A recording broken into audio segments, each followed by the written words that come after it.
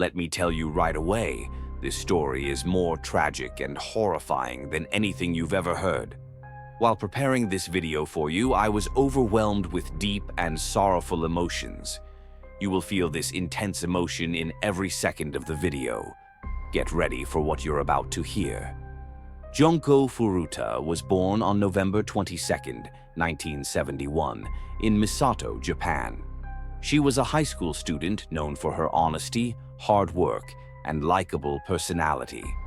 She was full of life and had big dreams for a successful future.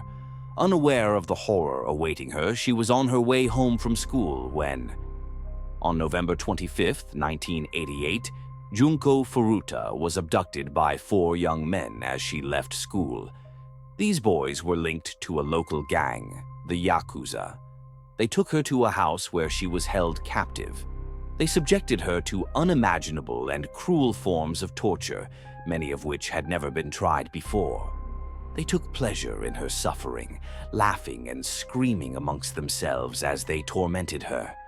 For 44 days, Junko was held captive in that house. During this time, she was subjected to severe physical abuse, including being burned and having cigarettes extinguished on her body. She was raped repeatedly, not only by the 4 men but also by other members of the gang. It is estimated that she was raped over 400 times, leaving her completely exhausted. She was treated like an object, as if anything could be done to her without consequence. She begged them repeatedly, "Please kill me." But no one listened. They had become monsters, showing no trace of humanity. She endured numerous forms of torture. She was burned with hot wax and beaten with hard metal objects. Glass bottles and similar objects were forced into her genitals. She was not allowed to use the bathroom and had to relieve herself on the floor. She was starved and denied water, forced to drink her own urine and eat insects. Her body was mutilated with razors, leaving her covered in deep cuts and wounds. At one point, Junko lay motionless on the floor. They assumed she had passed out and left her there. When they returned later, they discovered she had died. On January 4, 1989, Junko Furuta died from the extensive injuries she had suffered. Before her death, her body showed signs of broken bones, severe burns, and major internal organ damage. The perpetrators placed her body in a barrel, filled it with cement, and dumped it in an abandoned area outside Tokyo.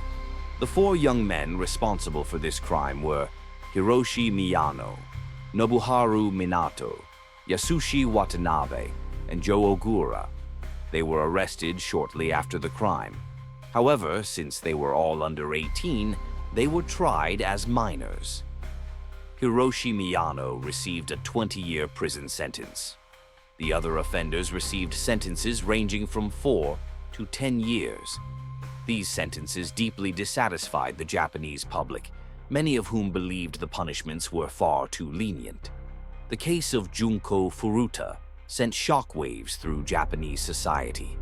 It sparked discussions about the need to reform the justice system and reconsider the penalties for juvenile offenders. This tragic event led to widespread criticism of Japan's criminal justice system and its handling of such severe crimes.